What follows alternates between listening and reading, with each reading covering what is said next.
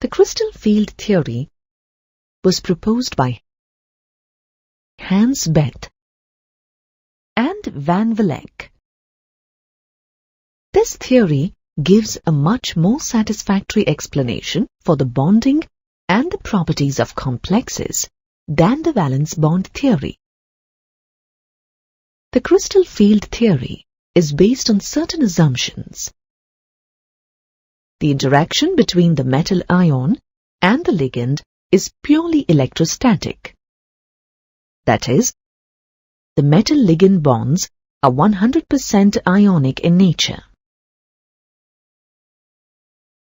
Negative ligands are treated as point charges, and neutral ligands are treated as dipoles. Thus, the bonding in the complex may be an ion-ion interaction or an ion-dipole interaction.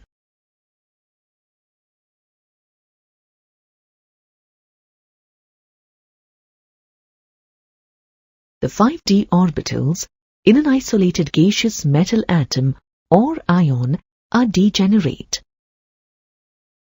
That is, they all have the same energy. However, when the ligands approach the metal ion to form a complex, the electrons in the d orbitals of the metal will be repelled by the negative charge or lone pair electrons of the ligands due to the repulsion between the like charges.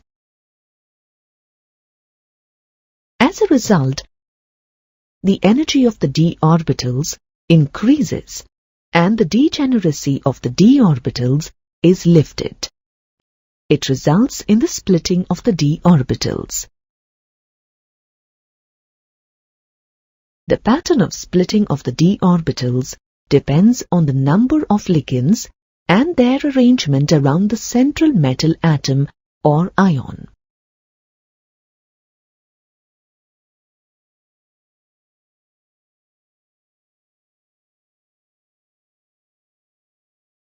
Let's look at the application of the crystal field theory to octahedral complexes. In octahedral complexes, the metal ion is at the center of the octahedron, and the 6 ligands lie at the 6 corners of the octahedron along the 3 axes X, Y, and Z as shown here. The approach of the ligands towards the central metal ion is considered a 2-step process. In the first step, it is assumed that the ligands approach the metal ion spherically, that is, at the same distance from each d orbital. At this stage, the energy of all the d orbitals is raised by the same amount. That is, the 5 d orbitals still remain degenerate. The average value of the energy of the d orbitals at this stage is taken as 0, and this is called the Barry center. However, out of the 5 d orbitals, 2, that is, the dx square minus y square and dz square orbitals, which are collectively known as the EG set of orbitals, are oriented along the axes towards the direction of the ligands. Thus, the EG set of orbitals will experience more repulsion than the remaining 3 d orbitals.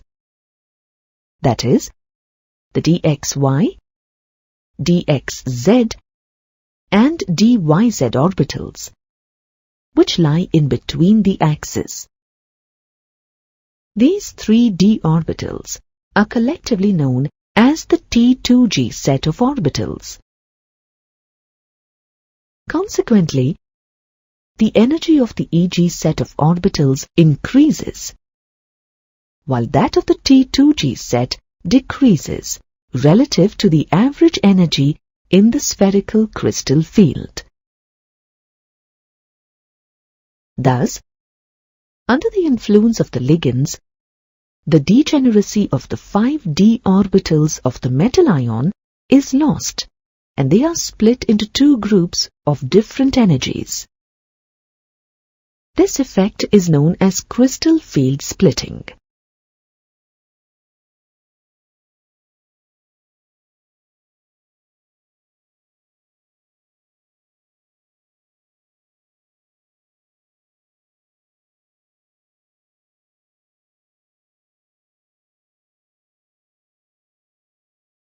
The extent of the splitting in energies is represented by the symbol delta O. The subscript O indicates octahedral geometry. Due to this splitting, the energy of the two Eg orbitals will increase by 3/5 of delta O, while that of the three T2G orbitals will decrease by 2/5 of delta O. The magnitude of crystal field splitting depends upon the field strength of the ligand and the charge on the metal ion. Ligands that cause only a small degree of crystal field splitting are termed weak field ligands, while ligands that cause a large splitting are called strong field ligands. In general, the common ligands can be arranged in ascending order of field strength as shown here. The order remains practically constant for different metals, and this series is called the spectrochemical series. It is an experimentally determined series based on the absorption of light by complexes with different ligands. Now, let's assign electrons in the d orbitals of the metal ion with d4 configuration in the octahedral coordination entities. Obviously, the first, second, and third electrons occupy the low-energy T2G orbitals in accordance with Hund's rule. However, for the fourth electron, there are two possibilities. The first possibility is that it may enter a T2G orbital and pair up with an existing electron there. The other possibility is that it may enter the higher Eg orbitals. The exact path followed by the electron depends on the relative magnitude of the crystal field splitting, delta O, and the energy required for the electron pairing in a single orbital, that is, pairing energy B. If the crystal field splitting energy is less than the pairing energy, then the fourth electron enters one of the higher energy Eg orbitals, giving the configuration T2G3 Eg1. Ligands for which the crystal field splitting energy is less than the pairing energy are known as weak field ligands. The complexes formed with these ligands would be high-spin complexes. If the crystal field splitting energy is higher than the pairing energy, then the fourth electron enters a T2G orbital and pairs up with one of the electrons, giving the configuration T2G4 Eg0. Ligands for which the crystal field splitting energy is higher than the pairing energy are known as strong field ligands. The complexes formed with these ligands would be the low-spin complexes.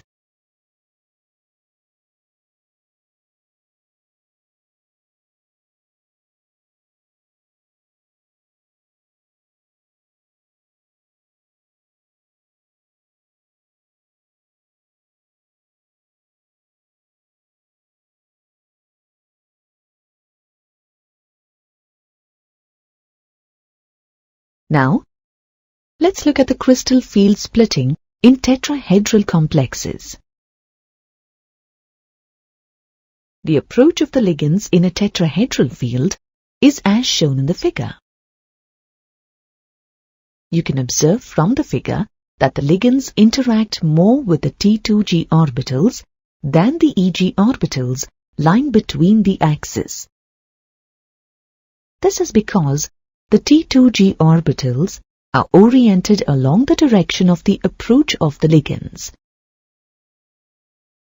Thus, in tetrahedral splitting, the T2G orbitals are of higher energy, and the two EG orbitals are of lower energy.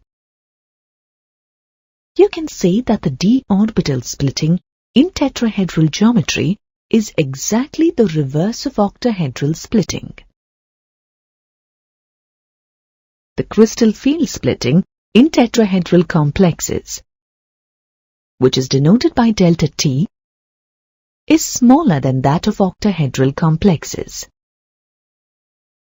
The difference in energy can be represented by delta T is equal to 4 by 9 times of octahedral splitting. This splitting energy is not large enough to force the electrons to get paired up. Thus, low spin configurations are rarely observed.